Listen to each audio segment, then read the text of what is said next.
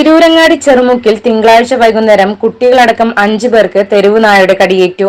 ചെറുമുക്ക് സലാമത്ത് നഗറിലെ മഠത്തിൽ ലത്തീഫിന്റെ മകൾ ഫാത്തിമ ഹിസ, നഫീസു, ബുഷ്ര, PK ജാഫർ, 3.5 വയസ്സുള്ള മകൾ സഫ്വ എന്നിവരെയാണ് തെരുവുനായ ആക്രമിച്ചത്. ഫാത്തിമ ഹിസ സ്കൂൾ വിട്ട് വീട്ടിലേക്ക് വരുന്ന സമയത്താണ് നായ ഓടിച്ചു കടിച്ചത്. കുട്ടിയുടെ മുഖത്ത് പരിക്കേറ്റിട്ടുണ്ട്. മകളെ കടിക്കുന്നത് തടയുന്നതിനിടെയാണ് ജാഫറിനെ ആക്രമിച്ചത്.